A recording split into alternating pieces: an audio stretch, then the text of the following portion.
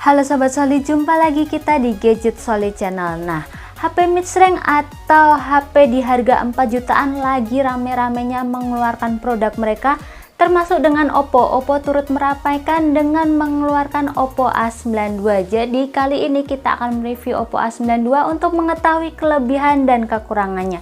Tapi sebelum itu, seperti biasa jangan lupa untuk klik subscribe serta turn on notifikasi supaya tidak ketinggalan video dari kita. Secara desain dan build quality, Oppo A92 ini tuh sudah kekinian banget menurut saya ya. Mulai dari bagian belakang yang kesannya elegan dengan finishing glossy ala kaca, padahal sih bahannya sendiri terbuat dari plastik atau polikarbonat. Device yang saya review ini berwarna twilight black, namun ada varian warna lain nih seperti stream white, sedangkan framenya sendiri berwarna lebih ke doff ya, yang kalau kita sentuh nggak terasa licin gitu loh.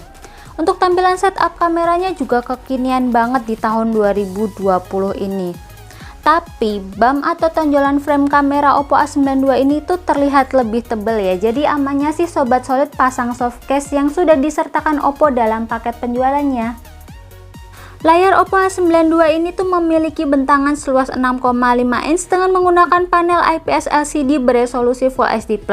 Oppo sih menyebutnya dengan Neo Display, yaitu punch hole sebagai peletakan kamera depannya.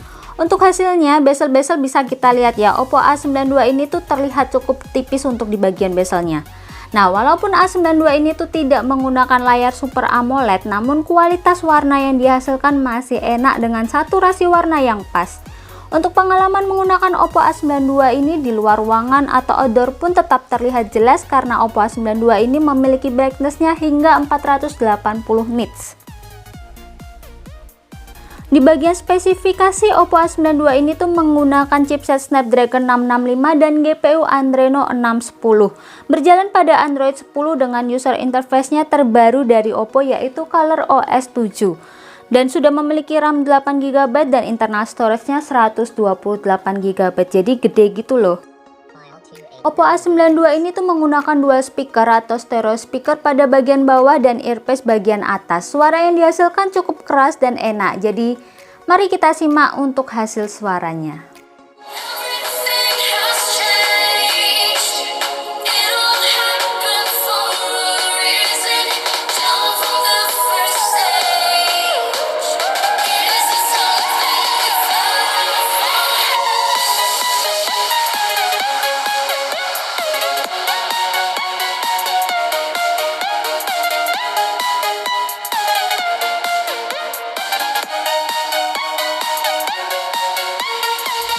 Oppo A92 ini tuh dibekali dengan kapasitas baterai 5000 mAh dan pemakaiannya bisa tembus 1 hari lebih.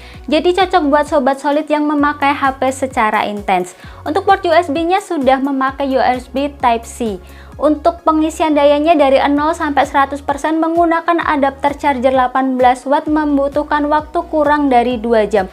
Menurut saya sih cukup cepat mengingat kapasitas baterai ini tuh 5000 mAh ya. Oppo A92 ini tuh memiliki fitur keamanan dengan menggunakan face unlock dan fingerprint yang menyatu dengan tombol power ada di bagian samping. Selain itu karena sudah menggunakan ColorOS terbaru yaitu ColorOS 7, Oppo A92 ini tuh sudah mendukung fitur dark mode sehingga bisa menghemat daya. Selain itu ada game space yang bisa membantu Sobat Solid meningkatkan performa saat bermain game, dan ada juga soloop yang bisa membuat video secara otomatis. Jadi Sobat Solid yang suka membuat video bisa memanfaatkan fitur ini ya. Untuk performanya memang Oppo A92 ini bukan ditujukan untuk Sobat Solid yang mementingkan chipset yang kenceng ya, tapi untuk multimedia Oppo A92 ini tuh sudah dibilang oke banget. Di bagian resolusi dan kualitas layarnya untuk nonton video atau streaming tuh udah oke banget. Dengan RAM 8GB untuk urusan multitasking, buka tutup aplikasi semuanya lancar jaya. Apalagi ditambah dengan internal storage-nya 128GB. Untuk penyimpanan pasti lebih leluasa ya. Dan untuk dual speakernya nih, kita bisa memanfaatkan untuk mendengarkan musik atau menonton video dengan oke atau enak banget. Tapi kalau bicara soal performa nih, saat ngegame ya jangan terlalu berekspektasi terlalu tinggi dulu. Untuk bermain PUBG, settingan grafik yang bisa dijalankan ada di bagian smooth height atau balance medium. Pengalaman bermain sebenarnya aman-aman aja sih, masih nyaman untuk dimainkan walaupun tidak dapat di set ke grafis tinggi. Giroskopnya pun responsif dan nggak delay ya. Beralih ke COD Mobile, settingan grafik bisa high max atau very high. Kalau untuk COD Mobile lebih nyaman sih dalam pengalaman penggunaannya ya. Sedangkan nih untuk game Asphalt 9 sebenarnya dengan settingan grafis default masih nyaman dan smooth, namun ketika diganti dengan grafis very high, Oppo A92 ini terasa banget frame dropnya dan kurang nyaman sih jadinya. Apalagi lebih cepat panas ya, seperti itu pengalaman game menggunakan Oppo A92 ya. Dan untuk bagian kameranya nih, kamera Oppo A92 ini memiliki tampilan setup yang kekinian, memiliki quad kamera dengan resolusi kamera utama 48 megapiksel, ultrawide 8 megapiksel, makro 2 megapiksel, depth sensor 2 megapiksel, dan untuk kamera selfie-nya 16 megapiksel. Untuk perekaman video, kamera utama dapat merekam hingga resolusi 4K 30 fps, namun ACE atau stabilizer hanya bisa berjalan pada resolusi 1080-30 fps saja. Kalau untuk kamera depan dapat merekam hingga 1080-30 fps dan juga ada electronic stabilizer.